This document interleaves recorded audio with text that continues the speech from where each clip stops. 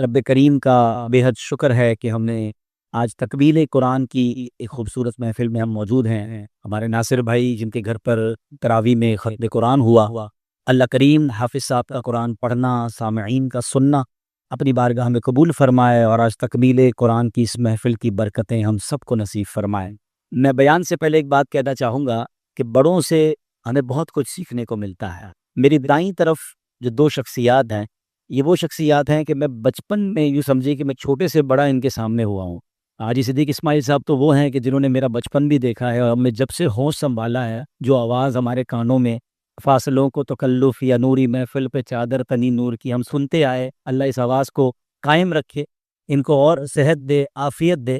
ہاں، آواز میں کل نوٹ کر رہا تھا کہ بچپن سے جو آواز سنی تھی آج وہی گرج، وہی اللہ کی رحمت سے ان کی آواز ہے، اللہ ان کو جزائے خیر دے۔ لیکن جو میں نے ایک بہتر ہمیں سیکھنا چاہیے کہ ایک بچہ جو ان کے سامنے بڑا ہوا ہے، لیکن یہ جب بھی میرے بارے میں تعارف کرواتے ہیں یا بات کرتے ہیں جو عزت دیتے ہیں، تو یہ وہ انداز ہے جو ہمیں بھی سیکھنا ہے کہ ہمیں اپنے چھوٹوں کے ساتھ کس طرح شفقت سے پیش آنا ہے۔ میرے برابر میں جو بیٹھے ہیں قبلہ مفتی رفیق عباس صاحب، یہ میرے استاذ محترم ہے، میں نے ان سے پڑھا ہے، درس نظامی پڑھا ہے میں نے ان سے، انہوں نے میری دیکھے یہ اتنا پیار کرتے ہیں، تو یہ ایکچولی لرننگ ہے ہمارے لیے کہ ہمیں اپنے اچھا یہ حدیث پاک اب اس انداز کو حدیث پاک کے تحت سمجھیں۔ سرکار دو عالم علیہ الصلوۃ والسلام فرماتے ہیں کہ جو حدیث کا خلاصہ ہے، جو ہمارے بڑوں کا ادب نہ کرے، ہمارے چھوٹوں پر شفقت نہ کرے، وہ ہم میں سے نہیں۔ اب یہ ہمارے سامنے دو ایگزامپل موجود ہیں، میں تو ان کے سامنے بچہ ہوں، لیکن ہمیں بھی اپنی زندگی میں اپنے چھوٹوں کے ساتھ شفقت کرنی ہے اور اپنے بڑوں کا ادب کرنا ہے۔ اب ہم پر بھی ذمہ داری ہے کہ بڑوں کا ادب کریں، تو یہ وائس ورثہ ہم سب کو سیکھنا چاہیے۔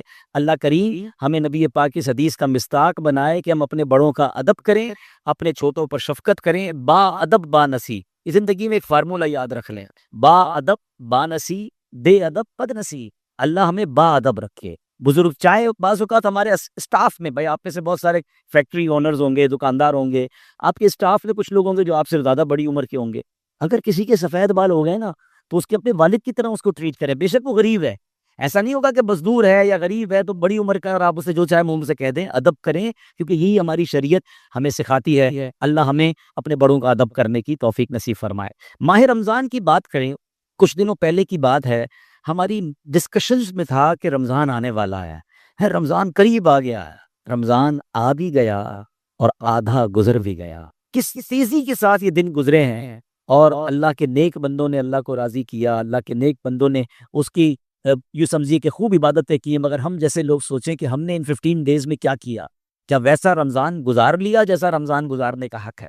اب ہاف آف دا رمضان، بلکہ اس سے بھی کم رہ گیا ہے، ہمیں اپنی کوششیں تیز کرنی چاہیے۔ اب چونکہ یہ 15 روزہ تراویح یا 16 روزہ تراویح کا ختم قرآن ہے، تو نارملی ہوتا یہ 10 روزہ 12 روزہ 15 روزہ پڑھنے کے بعد لوگ سمجھتے ہیں کہ اب آخری اشرے میں ذرا مارکیٹیں کھولے گی، عید کی تیاریاں ہوں گی، تو ہم بھی ساری رات مارکیٹ میں چلے جائیں گے اور تراویح کی چھٹی ہو جائے گی۔ تراویح معاف نہیں ہے، تراویح سنت مؤکدہ ہے، وہ پورا رمضان پڑھنی ہے، اور آخری اشرا تو زیادہ عبادت کرنی ہے۔ مارکیٹیں اور کام کرنے کے لیے زندگی پڑی ہے، تو کوشش کریں کہ اس رمضان کو پراپرلی فروٹفل بنائیں اور خوب اس سے برکتیں حاصل کریں۔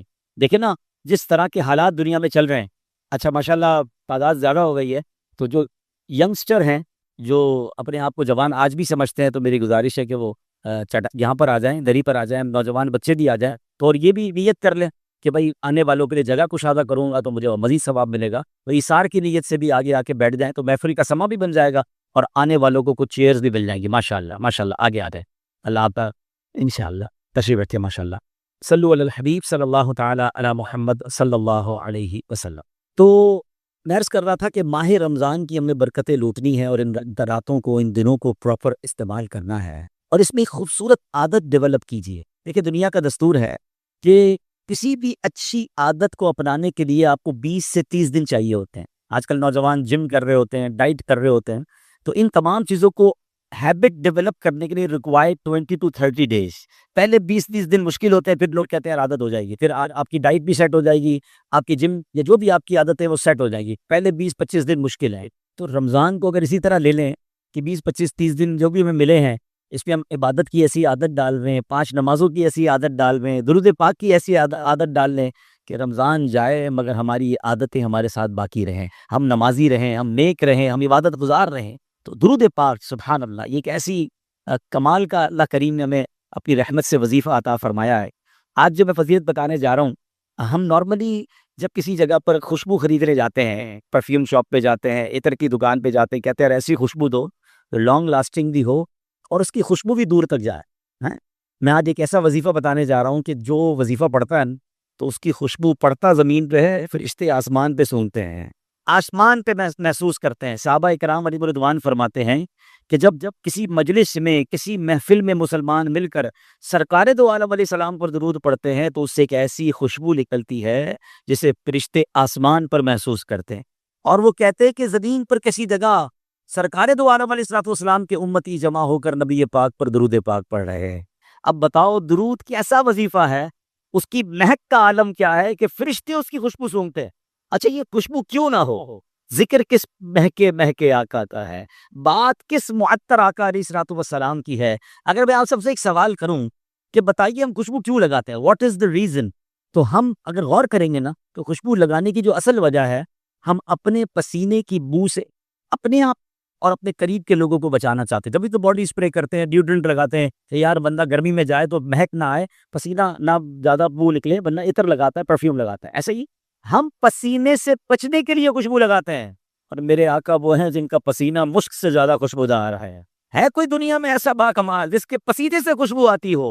اور خوشبو کا عالم کیا تھا؟ اللہ اکبر، پوچھو بریلی کے تاجدار سے، وہ کہتے ہیں کیا مہکتے ہیں مہکنے والے، کیا مہکتے ہیں مہکنے والے، بو پہ چلتے ہیں بھٹکنے والے۔ اللہ اکبر، آج دنیا میں کسی کو ایڈریس دینا ہو تو آپ اس کو لوکیشن بھیج دیتے ہیں۔ نیویگیشن سسٹم نے زندگی بڑی آسان کر دی ہے۔ 20-25 سال 10 سال پہلے کیا ہوتا تھا، ہم نے ایڈریس بتانا ہوتا تھا، یار بہادر آباد کی چورنگی پہ آنا، آگے جا کے دوسرا رائٹ لینا، پھر ایک بیکری نظر آئی اس سے لیفٹ دینا، بندہ گلیوں میں ہی گھومتا رہتا تھا ایڈریس ڈھونڈنے کے لیے۔ اب مسئلہ ختم ہو گیا، لوکیشن بتائی، بندہ ڈاٹ وہاں پہنچ جاتا ہے، آسانی ہو گئی۔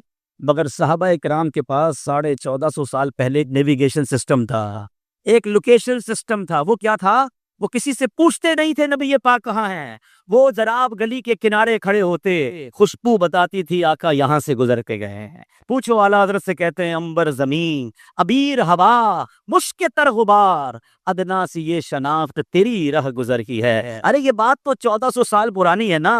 کسی عاشق رسول کو آج مدینے لے جاؤ، اس کی آنکھوں پہ بے شک پٹی باندھ دو، اسے بتانا نہیں کہاں لے کے جا رہے ہیں، بس عشق والی ناک ہونی چاہیے، وائرس نہیں ہونا چاہیے۔ کچھ عرصہ پہلے کووڈ آیا تھا نا، کچھ لوگوں کی سونگنے کی صلاحیت چلی گئی تھی، آج بھی کچھ لوگوں کو مدینے میں خوشبو نہیں آتی۔ عشق والا دل، عشق والی باڈی ہے، آنکھ پہ پٹی باندھ دو، اسے مدینے لے جاؤ، وہ ہوائیں بتاتی ہیں کہ آقا گزر کر گئے ہیں۔ شاعر لکھتے ہیں نا، عرصہ ہوا طیبہ کی گلیوں سے وہ گزرے ہیں، عرصہ ہوا طیبہ کی گلیوں سے وہ گزرے ہیں، اس وقت بھی گلیوں میں خوشبو ہے پسینے کی۔ آج بھی مدینے کی گلیاں بتا رہی ہیں، تو سوچو اس وقت مہک کا عالم کیا ہوگا۔ ایک اور پیاری بات، سرکار دو عالم علیہ السلام کے خصائص اور کمالات پر بات کریں تو میں آج آقا کی آنکھوں پر، نبی پاک کی زلفوں پر، پیارے چہرے پر، روشن ہاتھوں پر بات نہیں کر رہا۔ وہ دو چیزیں جس سے نارملی لوگ ایک دوسرے کی گن کھاتے ہیں، پسینہ اور تھوک ہے۔ کسی کا تھوک اچھا نہیں لگتا، مگر آؤ بتاتا ہوں میرے آقا کے لعاب دہن کا عالم کیا تھا۔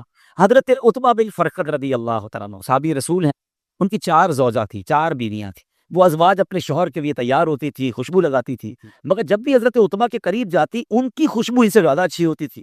تو ایک بار چاروں بیویوں نے میٹنگ کی کہ ہمارے شوہر خوشبو کون سی لگاتا ہے، اتنا زبردست مہکتا ہے، اتنی پیاری فریگرنس۔ تو ایک بار ان کو پوچھ لیا کہ حضور یہ تو بتائیں آپ خوشبو کون سی لگاتے ہیں، ہم نے آپ کو کبھی خوشبو لگاتے بھی نہیں دیکھا، آپ کہیں چھپ کے لگاتے ہوں گے۔ حضرت عتبہ کہتے ہیں میں تو کوئی خوشبو لگاتا ہی نہیں۔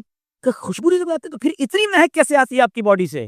تو فرمایا ایک بار کیا ہوا کہ میری باڈی پر اسکن ڈیزیز ہو گئی، میری باڈی پر ایک بیماری ہو گئی، میں سرکار دو عالم علیہ السلام کی بارگاہ میں حاضر ہوا۔ یہ الگ ٹاپک ہے کہ صحابہ کے ساتھ جب کوئی ایشو ہوتا تھا کہیں نہیں جاتے تھے، آقا کی بارگاہ میں جاتے تھے، کیونکہ وہ جانتے تھے نہیں سنتا ہی نہیں مانگنے والا تیرا۔ کہتے ہیں پیارے آقا کی بارگاہ میں چلا گیا اور کہا حضور میری باڈی پر یہ پرابلم ہو گیا ہے۔ سرکار دو عالم علیہ السلام نے کسی ڈاکٹر کے پاس نہ بھیجا، اپنا لعاب دہن نکالا، ان کی کہتے کرتا اتارو، کہتے میں نے کرتا اتارا، نبی پاک نے میری باڈی پر اپنا لعاب دہن لگایا۔ وہ دن ہے، آج کا دن ہے، بیماری تو چلی گئی، جسم مہکتا چلا گیا۔ ہے اللہ اکبر، تھوک مبارک کے مہک کا عالم یہ ہے، لعاب دہن کا عالم یہ ہے، پسینہ مبارک کا عالم یہ ہے۔ ارے ایسے مہکنے والے آقا پر درود بھیجو گے، آپ کی زندگی بھی مہک جائے گی، آخرت بھی مہک جائے گی۔ تو رمضان نے آج کے بیان کا پہلا پیغام یہ لے لیں کہ درود پاک کی کثرت جو ہے ہم اپنی روٹین کا ایسا حصہ بنائیں، اتنے ہیبیچول ہو جائیں کہ رمضان کے بعد بھی میری زبان ذکر و درود سے تر رہے۔ محبت کے ساتھ با آواز بلند درود پاک پڑھیں گے، صلو علی الحبیب صلی اللہ تعالی علی محمد صلی اللہ علیہ وسلم۔ چونکہ تکمیل قرآن کی محفل ہے تو آج قرآن پاک کی سب سے بڑی سورت، the biggest سورہ آف قرآن، سورہ بقرہ کا میں آپ کو کچھ میسج دینا چاہتا ہوں اور اس کا کچھ خلاصہ پیش کرنا چاہتا ہوں۔ پہلے تو یہ امیجن کریں کہ کلام اللہ ہے اور کلام اللہ کی سب سے بڑی سورت سورہ بقرہ ہے، تو وہ کتنی امپورٹنٹ بات ہوگی جو رب کریم نے سب سے بڑی سورت کے ذریعے ہم تک عطا فرمائی۔ ویسے تو سورہ بقرہ میں بہت سارے ٹاپک ہیں، مگر جو اس کا بیسک سینٹرل ٹاپک ہے بقرہ، عربی میں کہتے ہیں گائے کو، اور جس گائے کا اس واقعے میں ذکر ہے نا، it was the most expensive cow in the world، دنیا کی سب سے مہنگی گائے تھی۔ اب عجیب واقعہ ہے، ذرا سنیے اس واقعے کو، میں سمرائز کروں گا، واقعہ تو خیر بہت طویل ہے۔ حضرت موسیٰ علیہ السلام کا دور تھا اور ایک بڑا نیک آدمی اس زمانے میں رہتا تھا، بڑا عبادت گزار تھا، مگر مڈل کلاس کا کہہ لیں، نارمل آدمی تھا، پیسے والا نہیں تھے۔ انتقال کا وقت قریب آیا تو اس کے پاس ایک گائے کا بچڑا تھا، چھوٹا بچہ گائے کا تھا، اور کچھ نہیں تھا، اس کا بچہ اس کا چھوٹا تھا۔ اس نے سوچا کہ اب یہ میرے اس امانت کو کون سنبھالے گا، جو میرا بیٹا بڑا ہو تو اس کو ڈیلیور کر دے۔ اس کو ایک عجیب سا آئیڈیا آیا، وہ جنگل میں گیا، ایک جھاڑی کے پاس کھڑے ہو کر اس نے اللہ کی بارگاہ میں دعا کی کہ میرے مولا، یہ بچڑا میں تیرے حوالے کرتا ہوں، تو امانتوں کو ضائع نہیں فرماتا، میری امانت جب میرا بچہ بڑا ہو جائے تو اسے لوٹا دینا۔ وہ بچڑا اس نے جنگل میں چھوڑ دیا، واپس آیا، اپنی بیوی کو بتایا میں نے ایسا کیا ہے۔ کچھ عرصے کے بعد اس شخص کا انتقال ہو۔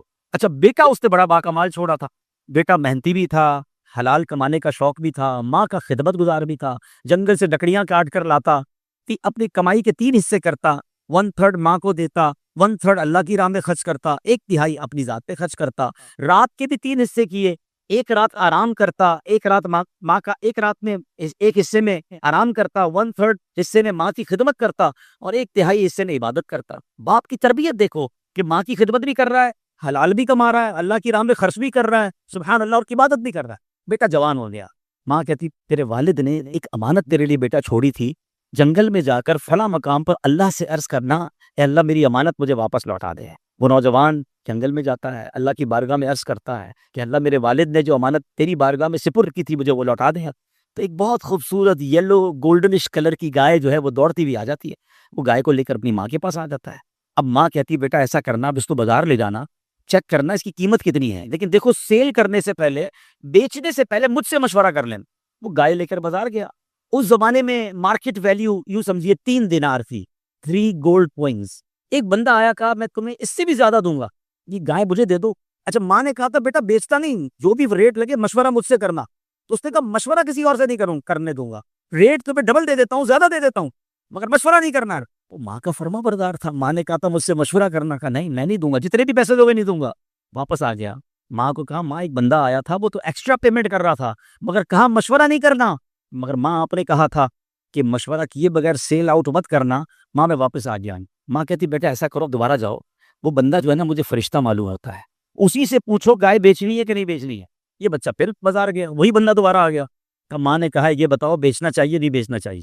وہ کہتا ہے نہیں بیچنی، واپس لے جاؤ، اب تمہارے گھر پہ گاہک آئے گا، اب تمہارے گھر پہ کسٹمر آئے گا، اور جو کسٹمر آئے گا اسے تم نے پرائز کیا آسک کرنی ہے، قیمت کیا طلب کرنی ہے، جتنا گائے کا وزن ہے اتنا سونا مانگنا، گائے کی کھال میں اسی حساب سے سونا بھر کر دے پھر گائے دینی ہے۔ بندہ سوچے میری گائے 3 دینار مارکیٹ ویلیو، سونے کے وزن کے مطابق کون خریدے گا؟ آ گیا گھر پر، ماں کو بتایا، ماں نے کہا بس بیٹا صبر کرو، اللہ کے رازوں میں سے یہ راز ہے۔ اچھا، اسی دور میں سائملٹینیسلی 2 واقعات ہو رہے تھے، ایک یہ واقعہ قرآن۔ اچھا، اب میں تھوڑا سا ایک اور بات ساتھ کر دوں گا، میں دیکھ رہا ہوں آپ میں سے ہر بندہ بہت توجہ سے یہ واقعہ سن رہا ہے۔ یہ ہے میرا قرآن، کیسے کیسے واقعات ہیں، اگر ہم قرآن کے واقعات پڑھنے والے بنے تو ویری انٹرسٹنگ واقعات۔ اچھا، یہی واقعات بچوں کو سنائیں تو بچے کتنے انٹرسٹ سے سنیں گے؟ ہم پتہ نہیں بچوں کو ٹامی جیری پپو پتہ نہیں کون کون سی کہانیاں بنا رہے ہیں، حالانکہ روز اگر والد اپنے بچوں کو ایک قرآن کا واقعہ سنائے تو 100 سے زیادہ واقعہ۔ اچھا، آپ میں سے کوئی کہے گا یار میں قرآن سے واقعہ میں کیسے بیان کروں، قرآن عربی میں ہے، اللہ سلامت رکھے ہمارے علماء کرام کو، مفتیان کرام کو، بڑی شاندار انداز میں آسان اردو میں قرآن کے واقعات الگ کر دیے۔ میں آپ کو کتاب بھی سجیسٹ کر دیتا ہوں، مفتی عبد المصطفیٰ اعظمی صاحب کی ون آف دا بیوٹیفل بک ہے عجائب القرآن اور غرائب القرآن۔ اس میں قرآن کے سارے واقعات انہوں نے سیپریٹ کر دیے، پہلے آیتیں بھی لکھی، ترجمہ بھی لکھا اور تفسیر میں پورا واقعہ بیان کیا۔ Now let's come towards the story again۔ اب دوبارہ آتے ہیں واقعے کی طرف۔ ایک اور واقعہ اس زمانے میں کیا ہوا، ایک بہت بڑا بزنس مین تھا، بڑا پیسے والا، بڑا مالدار، اس کو اس کے رشتہ داروں نے مار دیا، قتل کر دیا اور قتل کر کے بھاگ گئے۔ اب اس کے بقیہ رشتہ دار ڈھونڈ رہے ہیں کہ مارا کس نے، قاتل کو ڈھونڈنا ہے، مالدار بہت ہے، ایوری بڈیز سرچ کر رہے ہیں کہ قاتل پکڑا جانا چاہیے۔ ڈھونڈتے ڈھونڈتے وہ حضرت موسیٰ علیہ السلام کے پاس آئے، کہتے حضور بہت بڑا مالدار بزنس مین، اس کو مار دیا ہے، ہمیں قاتل کا پتہ نہیں مل رہا۔ آپ نے فرمایا ایک طریقہ ہے، ایسا کرو ایک گائے لو، اس کو ذبح کرو، اس کے دم یا زبان کا حصہ اسی لاش پر جب رکھو گے یا مارو گے، وہ کھڑے ہو کر قاتل کا نام بتا دے گی۔ آپ نے بہت سمپل فارمولہ دیا، مگر انہوں نے سوال کرنا شروع کر دیا، کہتے حضور اللہ سے پوچھ کے بتائے گائے کیسی ہونی چاہیے، اس کا رنگ کیسا ہونا چاہیے، وہ دکھنے میں کیسی ہونی چاہیے۔ اب وہ پوچھتے گئے حضرت موسیٰ، اللہ سے پوچھ کر، یعنی وہی کی صورت میں جواب آتا گیا۔ یہ ساری ڈسکشن قرآن میں موجود ہے کہ اس کا رنگ ایسا ہوگا، وہ دکھنے میں آنکھوں کو بھلی لگے گی، اس پر کسی نے سواری نہیں کی ہوگی، اس سے کسی نے خدمت نہیں لی ہوگی۔ حضرت موسیٰ بیان کرتے گئے، وہ سوال کرتے گئے۔ وہ کمپیوٹر پہ ہوتا ہے نا نیرو سرچ، وہ سرچنگ آپ اگر جیسے جیسے اسپیسیفکیشن ڈالتے جائیں سرچ نیرو ہوتی جاتی ہے۔ وہ اتنی نیرو سرچ ہو گئی کہ اب اس پورے علاقے میں ایک ہی گائے ایسی بچی جو اس کوالٹی کی تھی۔ ڈھونڈتے ڈھونڈتے اسی نوجوان کے دروازے پر پہنچتے ہیں، کہتے یہ گائے چاہیے، کہتا میں نے نہیں بیچنی، کہا ہم نے خریدنی ہے، کہا پھر جتنا اس گائے کا وزن ہے اتنا سونا دو گے تب یہ گائے دوں گا۔ اب وہ بلینئر تھا اس زمانے کا جس کا مرڈر ہوا تھا، اس نے اس کے رشتہ داروں نے اتنا گولڈ دیا اس کو، یہ گائے خریدی، گائے ذبح کی، جو حضرت موسیٰ علیہ السلام نے طریقہ بتایا۔ جب اس لاش کے ساتھ ایسا ہی کیا گیا، اس لاش نے کھڑے ہو کر اپنے قاتل کا نام بتایا، وہ قاتل اس کا کزن ہی تھا، اس کو پکڑا گیا، گرفتار کیا اور جو سزا دینی تھی دے دی گئی۔ اب میرے پیارے اسلامی بھائی ہیں، یہ ایکچولی سورہ بقرہ کا سینٹرل آئیڈیا اور مین واقعہ۔ اب اس پورے واقعے کو بیان تو کیا میرے رب نے، مگر اس سے سیکھنا کیا ہے؟ اللہ اکبر، یقین کریں میں ساری رات بیان کرتا رہوں نا سورہ بقرہ کے صرف اس ایک واقعے پر، اتنے پرت اس میں مدنی پھول ہیں کہ بندہ لیتا جائے اور جھومتا جائے اور عمل کرتا جائے۔ لیکن میں آپ کی پوری رات نہیں لوں گا، آپ کا سحری کا بھی انتظام ہے۔ اب میں چاہوں گا پلیز بی ود می، ہم پوائنٹ ٹو پوائنٹ ڈسکس کر لیتے ہیں کہ سورہ بقرہ سے کیا کیا، اس خوبصورت واقعے سے کیا کیا سیکھنے کو ملا۔ سب سے پہلی بات یہ کہ ایک بندہ تھا، نیک تھا اور پیسے زیادہ نہیں تھے، مگر اس مال کو حوالے کس کے کیا؟ اللہ کے حوالے کی۔ امانت کس کے سپرد کی؟ اللہ کے سپرد کی۔ اللہ نے اس امانت کے ساتھ کیا کیا؟ اس کی امانت کا کیا خوبصورت انداز میں خیال رکھا گیا کہ اللہ نے اس کو بڑھا کر لوٹایا، برکت والا کر کے لوٹایا۔ فرسٹ پوائنٹ یہ سیکھنے کو ملتا ہے، اپنا مال، اپنا گھر، اپنی جائیداد، اپنے بچے، سب کچھ ہمیں روزانہ اللہ کے حوالے کرنے چاہیے۔ جب بھی نبی پاک کی تعلیم سے یہ دعا ملتی ہے کہ جب گھر سے باہر نکلیں دعا کیا پڑھنی ہے؟ بسم اللہ توکلت علی اللہ لا حول ولا قوت الا باللہ۔ جب کبھی سفر پر جائیں، ٹریول پر جائیں، گھر سے نکلیں، ایک جملہ یہ بھی کہہ دیا کریں کہ میں اپنے گھر بار کو، اپنے کاروبار کو، اپنی آل اولاد کو اس رب کے سپرد کر کے جا رہا ہوں جو امانتوں کو ضائع نہیں کرتا۔ انشاءاللہ آپ کی فیملی کی، آپ کے مال کی، آپ کی تمام چیزوں کی خیر رہے گی۔ تو یہ پہلی بات کو یہ سیکھنے کو ملی۔ ایک اور خوبصورت بات یہ سیکھنے کو ملی، وہ بندہ محنتی تھا، عبادت گزار تھا، مگر زیادہ ویلتھ چھوڑ کر نہیں گیا، زیادہ پیسے چھوڑ کر نہیں گیا، مگر اللہ نے اس حلال کی روزی کی برکت سے اس تھوڑے پیسے میں برکت کتنی ڈالی کہ اس کے بچے کو زمانے کا بلینئر بنا دیا۔ سیکھنے کو کیا ملا؟ ہماری سوچ اس وقت کیا ہے، ہمارا ٹارگٹ کیا ہے؟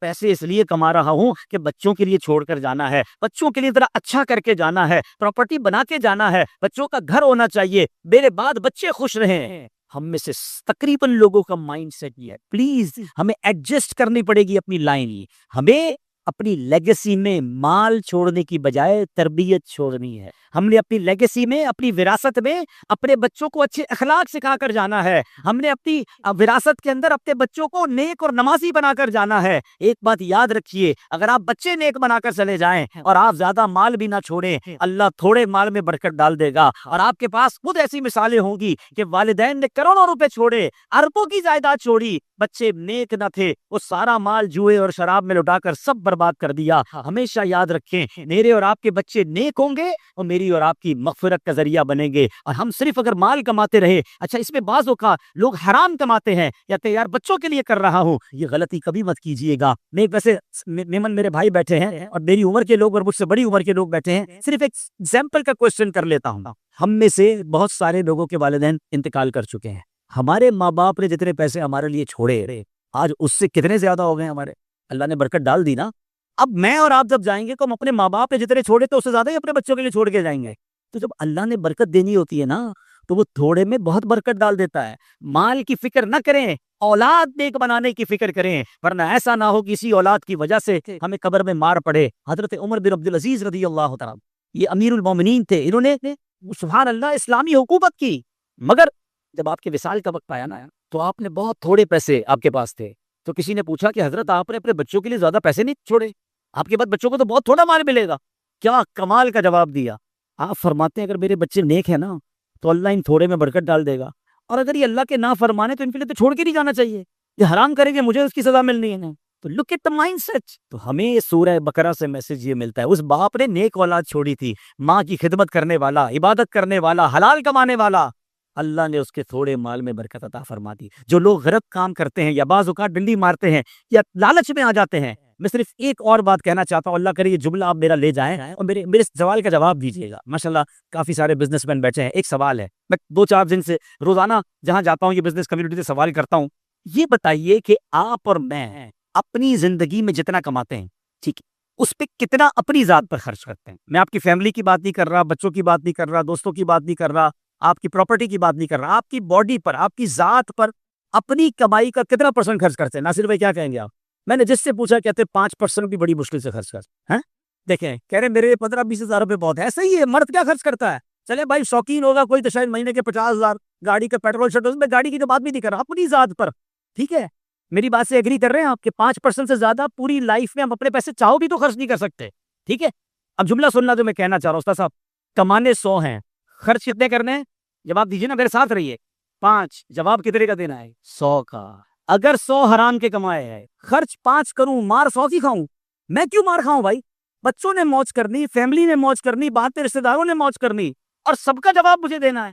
تو عقل مند وہ ہے کہ وہ سچے کمائے, حلال کمائے, کیونکہ قیامت کے دن ایسا نہیں ہوگا کہ آپ اللہ کی بارگاہ میں یہ کہو گے کہ یا اللہ میں نے تو 5 ہی خرچ کیے, باقی تو بچوں نے خرچ کیے. آگے کا حساب وہ دیں گے. ادھر تو بچے بھی کھڑے ہو کے اللہ سے عرض کریں گے, مولا ہمیں کیا پتا میرا والد کدھر سے لاتا تھا, وہ لاتا تھا, ہم موج کرتے تھے, وہ دیتا تھا, ہم گھومتے پھرتے تھے, برانڈڈ چیزیں لیتے تھے. اللہ حساب تو اس سے دینا ہے, حلال کمایا یا حرام کمایا. کتنا بڑا بدنصیب ہے وہ شخص کہ 100 کمائے, خرچ اپنے اوپر مشکل سے 5 کرے اور مار پورے 100 کی کھایا. کیوں کھانی مار بھائی؟ تو پلیز سورہ بقرہ کا پیغام یہ ہے کہ حلال تھوڑا ہو, اللہ غیب کے خزانوں سے اس کو ملٹیپلائی کر دیتا ہے, اس میں برکت ڈال دیتا ہے. آگے چلتے ہیں. اب ایک اور پیغام جو مل رہا ہے, اس بچے نے آج ماشاءاللہ حضرت صدیق اسماعیل صاحب نے, ناصر بھائی نے کہا کہ ماں کے اوپر اشعار پڑھیں. سورہ بقرہ ایکچولی ماں کے ادب کا درس دے رہی ہے کہ اس بچے نے ماں کی خدمت کی, دن رات ماں کی خدمت کی. کیسی ماں کی دعائیں ملی کہ اللہ نے اس کو کتنا مالدار کر دیا. تو اب یہاں یہ بھی سیکھنے کو مل رہا ہے کہ جس کے پاس ماں باپ ہیں, خدا کی قسم اس سے بڑا خوش نصیب کون ہے کہ جس کے پاس ماں باپ بھی ہوں اور رمضان بھی ہو. آپ میں جو بھی وہ لوگ موجود ہیں نا جن کے پاس ماں ہے یا جن کے پاس والد ہے, یو آر سو لکی. خدا کی قسم پوچھو اسے جن کے ماں باپ چلے گئے, ہر رمضان میں کتنا یاد آتے ہیں. ارے دسترخوان پر افطار ہو رہا اور ماں ساتھ بیٹھی ہو, والد موجود ہو, مجھے اور کیا چاہیے کہ ہاتھ اٹھے کہ میرا تو بیڑا پار ہو جائے. مگر آج ماں باپ ہوتے ہوئے بچوں کے پاس ماں باپ کے لیے ٹائم نہیں. آج ماں باپ انتظار کر رہے ہیں مگر بچوں کے پاس ٹائم نہیں ہے, بلکہ ماں باپ دکھی ہیں. سورہ بقرہ, اے قرآن کا ختم تکمیل قرآن کی محفل میں آنے والوں, یہ پیغام لے کر جاؤ کہ جس سے اس کے ماں باپ راضی اس سے اس کا رب راضی, جس سے اس کے ماں باپ ناراض اس سے اس کا رب ناراض. اب جتنے بھی بڑے کامیاب لوگوں سے پوچھنے ہیں, زندگی میں کوئی شخص کامیاب نہیں ہو سکتا جب تک اس کے ساتھ اس کے ماں باپ کی دعائیں نہ, اور اس کو برباد ہونے سے کوئی نہیں روک سکتا کہ جس سے اس کے ماں باپ ناراض ہو. خدا کے واسطے اپنے ماں باپ کی قدر کیجیے. ایک وقت آئے گا کہ آپ کو ان سے بات کرنے کے لیے قبرستان جانا پڑے گا. آج آپ کے پاس ہے نا تو قدر کیجیے, اور اگر چلے گئے ہیں تو ابھی ایصال ثواب کیجیے, صدقہ جاریہ والے کام کیجیے, ان کی قبر پر حاضری دے کر سورہ یاسین پڑھیں. اب تو قبرستان نہیں جاتے لوگ. تھوڑے دنوں پہلے خبر پڑی کہ گورگن کے پاس ایک نوجوان آیا, مجھے میری ماں کی قبر نہیں مل رہی.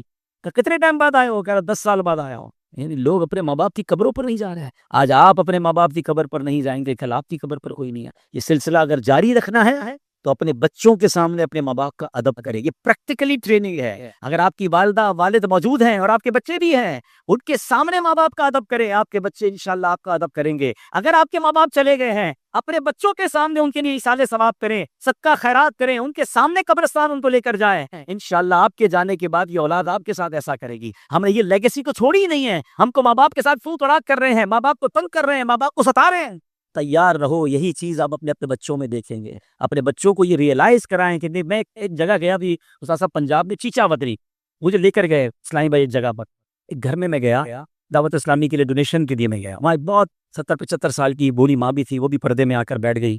تو سارے بھائی بیٹھ گئے نا. بہت بہت بڑا اللہ نے ان کو کاروبار دیا ہے. تو میں نے کہا کہ آپ دعوت اسلامی کے لیے کچھ ڈونیشن دیں. وہ جو سب سے بڑا ان کا بھائی تھا نا، کہتا میرے گھر میں میری ماں کی اور والد کی حکومت ہے. حبیب بھائی جو انہوں نے کہنا ہے نا وہ ہونا ہے. میں اتنا خوش ہوا یار. میں نے کہا سبحان اللہ. سارے بھائی جس طرح ماں کا ادب کر رہے تھے، ان کی پیر کا ادب کر رہے تھے، قدموں میں بیٹھے تھے، ان کی باتیں سن رہے تھے. اچھا وہ ماں ماشاءاللہ دعوت اسلامی سے بڑا محبت کرتی تھی، تو انہوں نے جو کہا بچوں نے کہا بس ماں نے کہہ دیا ہم نے یہ سب دینا ہے. مگر میں جو سیکھ کر آیا کہ آج کے دور میں بھی ایسی فیملیز ہیں. اب وہ جو حالانکہ وہ خود 50-40 کے بھائی تھے، ان کی ماں 75-80 سال کی تھی، اور وہ جس طرح ماں کے قدموں میں بیٹھ کے بات کر رہے تھے، یہ پریکٹیکل ٹریننگ تھی باقی بچوں کی کہ جب یہ بوڑھے ہوں گے تو ان کے بچوں نے اپنے ماں باپ کا ساتھ کیسا برتاؤ کرنا ہے. تو اللہ کے واسطے سورہ بقرہ کا یہ پیغام سب لے کر جائیں، اور رمضان میں اپنے ماں باپ کو خوب دعائیں لیں، ان کو خوب راضی کریں، اور اگر وہ نہیں ہیں دنیا میں ان کے لیے خوب ایصال ثواب کریں. اللہ اکبر. اس واقعے سے ایک اور سبق بھی ملتا ہے. حضرت موسیٰ نے تو بڑا اچھا فارمولہ دے دیا تھا کہ گائے لیں اور ذبح کریں. وہ سوال کرتے گئے کیسی گائے ہو، کیسا کلر ہو، دکھنے میں کیسی ہو. نیرو سرچ ہوئی، سونے کے وزن کے مطابق گائے خریدنی پڑی. علماء اس واقعے سے یہ بھی سکھاتے ہیں کہ شریعت کے معاملے میں زیادہ سوال نہ کیا کر. جو علماء بتا دیں، جو مفتیان کرام ہم بتا دیں، جو فتویٰ مل جائے عمل کریں. اتنے کوسچن بار بار کوسچن. سرکار دو عالم علیہ السلام نے ایک بار صحابہ سے فرمایا حج فرض ہو گیا. کہ حضور کیا ہر سال فرض ہے؟ میرے آقا سکوت فرمایا، خاموش. دوسرے دوبارہ سوال کہ حضور کیا ہر سال فرض ہے؟ نبی پاک نے جواب عطا فرمایا. پھر فرمایا کہ اگر میں کہہ دیتا ہر سال فرض ہے تو یہ ہر سال حج فرض ہو جاتا. جب ایک بار ایک بات بتا دی، زیادہ سوال نہیں کرنے.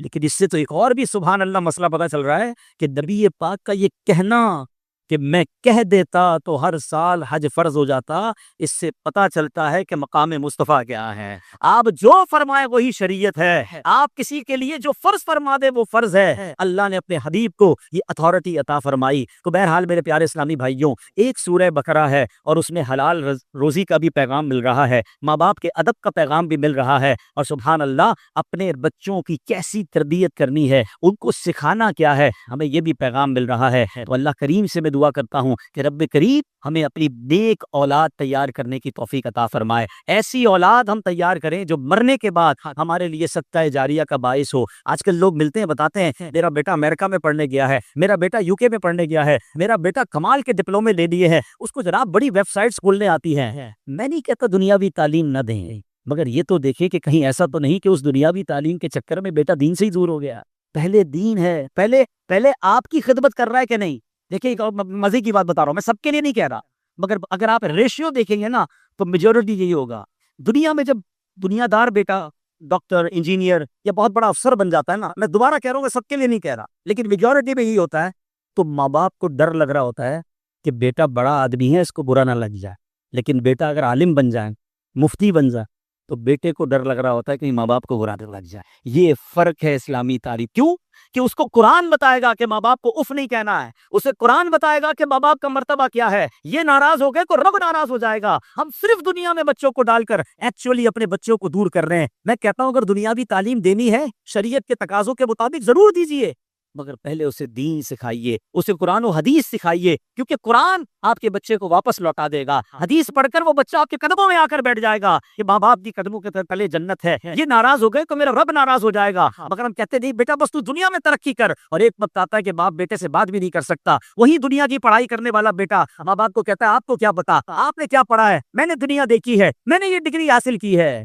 بعد میں ہو سکتا ہے والد افسوس کرتا ہو کہ کاش میں نے اپنے بچے کو دین سکھایا ہوتا. تو خدا کے واسطے پہلے دین ہے. اور سورہ بقرہ کا پیغام بھی یہ ہے کہ اس والد نے اپنے بچے کو ماں کا فرما بردار بھی بنایا، نیکوکار بھی بنایا، اللہ نے اس کی دنیا بھی سنوار دی.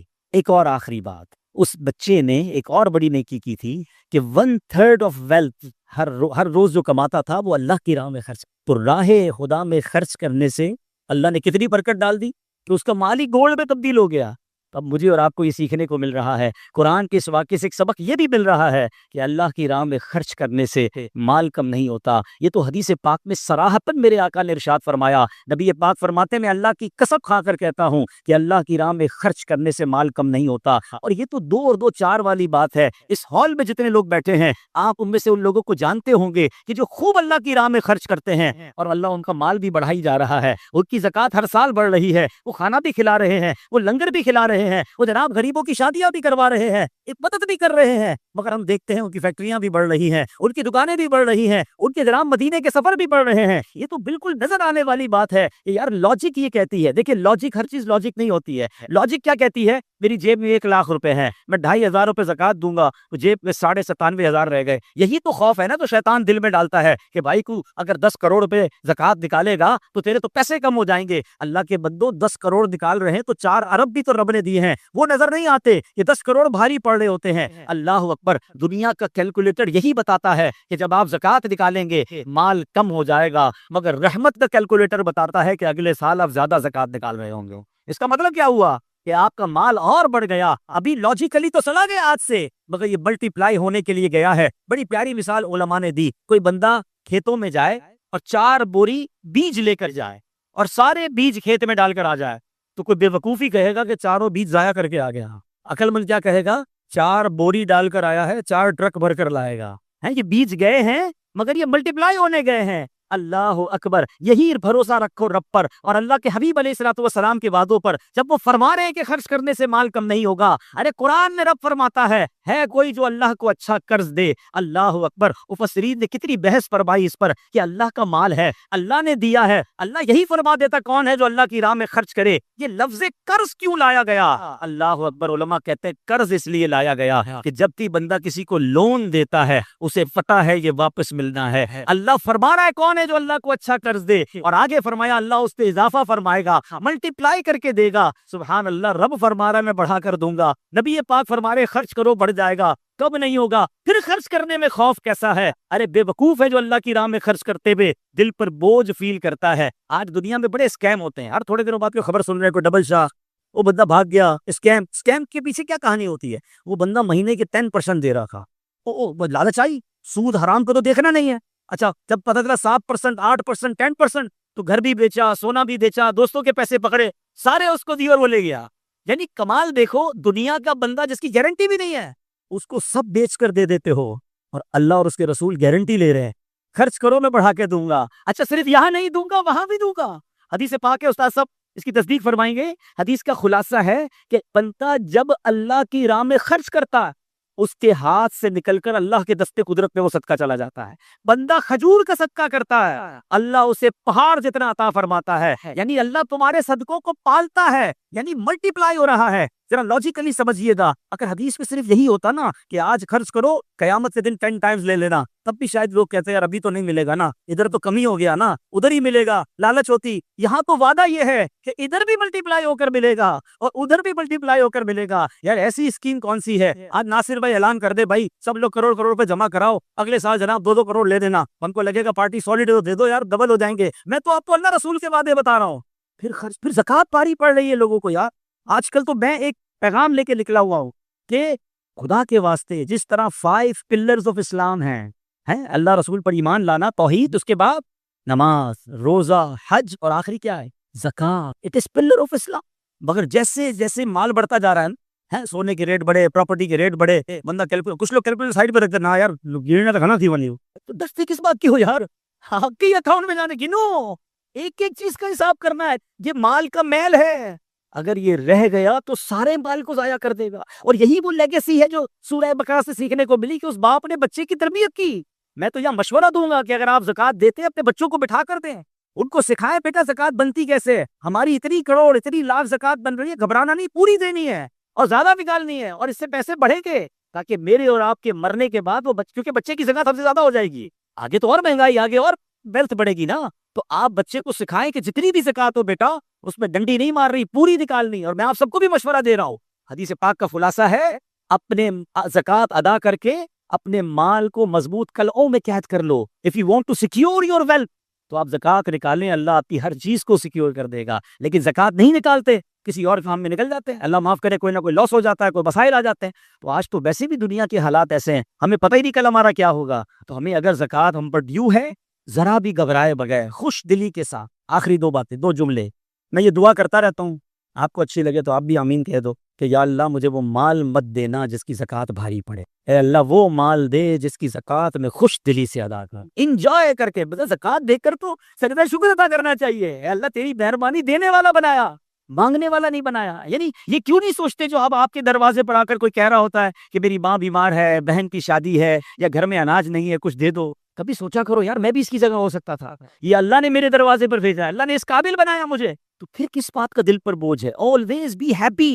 جب بھی اللہ کی راہ میں خرچ کرے نا, گھبرائے نہ کریں. اچھا پھر گن کر خرچ کرتے ہیں کچھ لوگ. ابھی مثال کے طور پہ کسی کو کہے نا بھائی ہم نے زکوٰۃ پوری نکال دی, بھائی آپ نے پوری نکال دی, اللہ نے دینا بند تو نہیں کیا نا, ہے اللہ تو دیے جا رہا ہے نا. کاروبار میں ایسا کرتے ہو کہ یار پورے مہینے کے پیسے کمائے, دکان بند, ناصر بھائی آفس پہ نہیں آئے, ابھی بھائی 2 دن میں کما لیا, اب کیا 28 دن موج کروں گا, نا باقی تو روز دکان کھولنی ہے, اگلا بھی تو کھپن تھا, ملٹی پلائی بھی تو کرنا ہے. کاروبار میں کوئی بند نہیں کر رہا, جتنے بھی آئیں. بھائی جب آپ کی آنے کا راستہ رب نے کھلا ہے تو آپ خرچ کا راستہ بھی کھلا رکھو نا, نیکی کے کام کرتے رہا کرو. یہ حدیث پاک ہے.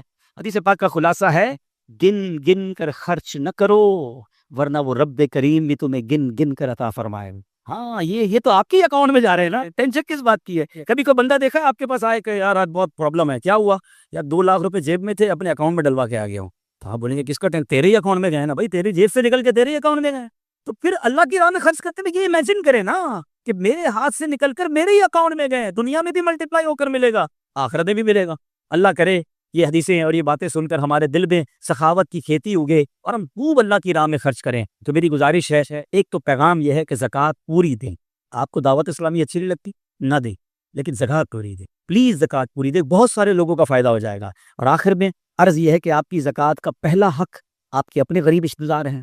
اور اس کے بعد گزارش کروں گا کہ الحمدللہ دعوت اسلامی دنیا بھر میں جو دین متین کی خدمت کر رہی ہے, 150 سے زیادہ ملکوں میں اللہ کی رحمت سے پیغام پہنچا چکی ہے, اور 19,000 سے زیادہ مدرسے ہیں, 5 لاکھ سے زیادہ بچے اور بچیاں بغیر فیس کے قرآن پاک پڑھ رہے ہیں, درس نظامی کر رہے ہیں. اس امت کو دعوت اسلامی نے 7 لاکھ سے زیادہ حافظ قرآن, درس نظامی کرنے والے علماء اور ناظرہ پڑھنے والے دیے ہیں. آپ سوچیں یہ کتنی بڑی پروڈکشن ہے. اور پھر الحمدللہ آپ میں سے جن کے علاقوں میں دعوت اسلامی والوں نے مسجدیں بنائی ہوں گی, اس مسجد کی رونق آپ رمضان میں ہی دیکھ رہے ہوں گے. ایک مسجد بنتی ہے پورے علاقے پر نور اللہ نور ہو جاتا ہے. دعوت اسلامی نے 7,000 سے زیادہ مسجدیں بنا دی ہیں, اور یہ ڈیلی بیسس پہ بنتی چلی جا رہی ہے. ویلفیئر کا کام دیکھیں تو پوری دنیا میں ہو رہا ہے. جب اتنا بڑا نیٹ ورک ہے, اربوں روپے کے اخراجات ہیں, تو گزارش یہ ہے کہ کنسیڈر کیجئے گا اپنی زکوٰۃ میں, اپنے ڈونیشن میں, اپنے فطرے میں دعوت اسلامی کو. اللہ کریم ہم سب کا جمع ہونا اپنی بارگاہ میں قبول فرمائے, اور تکمیل قرآن کی اس محفل کو ہم سب کی مغفرت کا ذریعہ بنائے. آمین بجاہ النبی الامین صلی اللہ تعالی علیہ وسلم. کیا پلان ہے؟ 7 پڑھیں گے جی. 7